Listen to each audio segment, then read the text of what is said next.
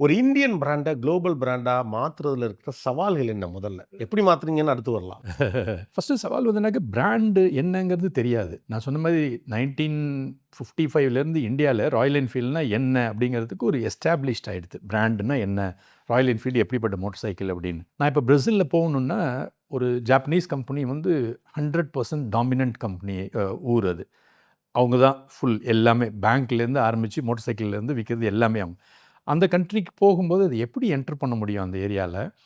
நம்ம யாருன்னு எப்படி கொண்டு போய் புரிய வைக்க முடியும்? அப்படிங்கிறது ஒரு பெரிய சவாலா இருந்தது எங்களுக்கு. அந்த கண்ட்ரியோட நியூயான்சஸ், டாக்சேஷன்ஸ், கல்ச்சுரல் ஃபேப்ரிக் என்ன தெரியணும் எல்லாமே.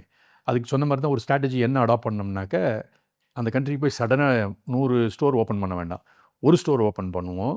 அங்க இருக்கிற டூர்ஸ் ரென்டல் ஆப்பரேட்டர்ஸ் கூட பேசுவோம். வீக்கெண்ட் மக்கள் எடுத்து மோட்டார் சைக்கிள் என்ஜாய் பண்றதுக்கு என்ன வேணுமோ, அந்த அளவுக்கு ஒரு 100 மோட்டார் சைக்கிள விக்க வேண்டாம். அங்க கொண்டு போய் வைப்போம். எடுத்து யூஸ் பண்ண வைப்போம் அப்படின்னு. அத ஒரு ஒரு 6 மாசம் அத கன்டினியூவஸ் ஃபோக்கஸ் பண்ணிட்டே இருந்தோம். அப்போ வந்து எங்களுக்கு அங்க மோட்டார் சைக்கிளிங் என்ன மாரி யூஸ் பண்றாங்க? எதுக்காக யூஸ் பண்றாங்க? யாரு டெசிஷன் மேக்கிங் அதுக்கு? அது எல்லாமே கொஞ்சம் கொஞ்சமா புரிய ஆரம்பிச்ச பிறகு தான் ஒரு ஸ்டோரா ஓப்பன் பண்ணோம். எல்லா கண்ட்ரிலயுமே அந்த பிராண்ட் ட்ரஸ்ட்ட கொண்டு வரது தான் பெரிய விஷயம்.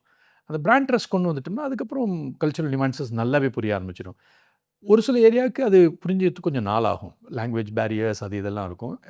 இந்தியன் கம்பெனி அங்க போயி ஒரு குளோபல் கம்பெனியா மாறி பில்ட் பண்ணும்போது, அதோட நியூயான்சஸ் கொஞ்சம் டைம் ஆகும். But currently Royal Enfield has become a truly global company. It's headquartered in Chennai. But எல்லா கண்ட்ரிலயும் இப்போ வந்து the local people are the country managers and presidents. O!